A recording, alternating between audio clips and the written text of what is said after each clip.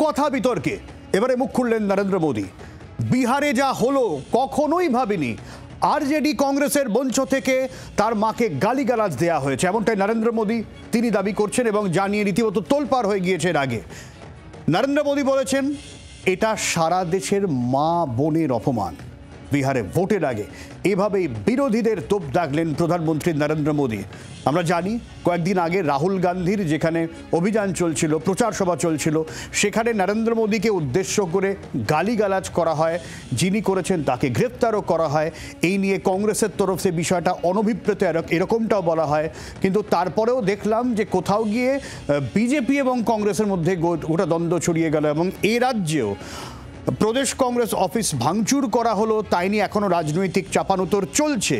কংগ্রেসের অভিযোগ পরিকল্পিতভাবে বিজেপি গোটা ঘটনার মোড় ভোট চুরি থেকে ঘোরাতে চাইছে এবং তারপরে আজকে নরেন্দ্র মোদী যখন মুখ খুললেন অত্যন্ত রাজনৈতিকভাবে তাৎপর্যপূর্ণ। ঠিক কি বলেছেন নরেন্দ্র মোদী তাকে গালিগালাজ করা নিয়ে, তার মাকে গালিগালাজের অভিযোগ নিয়ে শুনব। इस समृद्ध परंपरा वाले बिहार में कुछ दिन पहले जो हुआ उसकी मैंने कभी कल्पना तक नहीं की थी। बिहार में आरजेडी कांग्रेस के मंच से मेरी मां को गालियां दी गई। ये गालियां सिर्फ मेरी मां का अपमान नहीं है, ये देश की मां, बहन, बेटी का अपमान है। গোটা দেশের মা বোনেদের অপমান করা হয়েছে কংগ্রেস এবং আরজেডির মঞ্চ থেকে, সরাসরি অভিযোগ তুললেন প্রধানমন্ত্রী নরেন্দ্র মোদী। নরেন্দ্র মোদীর এই বক্তব্য এবং এই বক্তব্যের ক্ষেত্রে খুব স্বাভাবিকভাবেই রাজনৈতিক চাপান উত্তর আরও নতুনভাবে শুরু হলো, কারণ এটা নিয়ে এখনও পর্যন্ত যথেষ্ট হাওয়া গরম হয়েছে। এই মন্তব্যের পরে বিজেপির বিক্ষোভ দেখেছি আমরা এবং পাল্টা কংগ্রেসের সঙ্গে, বিহারে কংগ্রেসের সঙ্গে বিজেপির রীতিমতো হাতাহাতি হয়, ধস্তাধস্তি হয়।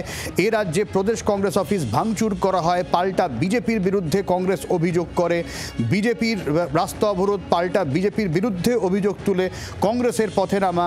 রাজনৈতিক চাপানুতর রয়েছে, তার মধ্যে প্রধানমন্ত্রীর এই বক্তব্য এবং সেই বক্তব্যে আবার নতুন করে রাজনৈতিক তরজা, যেখানে নরেন্দ্র মোদীকে উদ্দেশ্য করে গালাগালের যে অভিযোগ এবং সেই জায়গা থেকে নরেন্দ্র মোদী বললেন যে এটা শুধু তার মাকে গালাগাল নয়, গোটা দেশের সবার মা, সবার বোনেদের গালাগাল।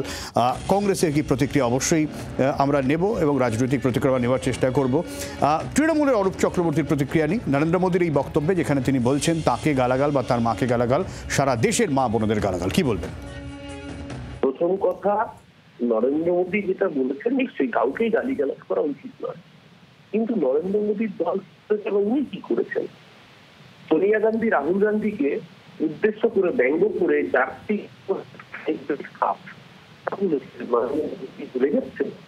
তারা পার্লামেন্টে বসে রমেশ বিধুরি সাংসদ ছিলেন, যখন দানিশ আলী একজন সংখ্যালঘু সাংসদ তাকে চিৎকার করে সংখ্যালঘু সম্প্রদায়কে উদ্দেশ্য করে কুৎসিত শব্দ বলছেন, নরেন্দ্র সমর্থন জানাচ্ছে। যে লিডার অফ অপোজিশনের কথা বলছে রাহুল গান্ধী, কেন্দ্রের লিডার অফ অপোজিশন, তাকে রাজ্যের leader of opposition Suvendu Adhikari কি শব্দ ব্যবহার কাণ্ডু বলেছে। এই বলাটা ক্যামেরায় বলতে আমার লজ্জা লাগছে, আমি ক্যামেরা বলতে। রাহুল গান্ধী নিজের ভাষা ব্যবহার করেন, যদি জনৈক অন্য কোনো ব্যক্তিও বলে থাকেন সেটা নিয়ে বলে নরেন্দ্র মোদী এবং তার সাংবাদিকদের মুখের ভাষায় কি গোটা দেশকে তারা পার্লামেন্টে দাঁড়িয়ে আপনি আচরি ধর্ম অপরে শিখাও, আগে নিজেরা যে কাজ করেছেন এই কথা রাহুল গান্ধী নিজে মুখে বলেছিলেন। যদি অন্য কোনো নেতা বলে থাকেন নিশ্চয়ই সেটা নিন্দনীয়। এ রাজ্যের মুখে রোজ মমতা ব্যানার্জি গালিগালাজ করেন, একবারে এই কথাগুলো শব্দবন্ধ ব্যবহার করতে কাঠের ঘরে বসে ভিড় হয়ে যায়। অনেক ধন্যবাদ অরূপবাবু। অরূপ চক্রবর্তী ছিলেন তৃণমূল মুখপাত্র এবং তার দাবি, তার পাল্টা অভিযোগ যে নিঃসন্দেহে কাউকে গালিগালাজ দেওয়া উচিত নয়, কিন্তু বিজেপি নেতাদের ভাষা নিয়েও তিনি প্রশ্ন তুলেছেন। বাংলার আওয়াজ, বাঙালির আবেগ, জি 24 ঘন্টা।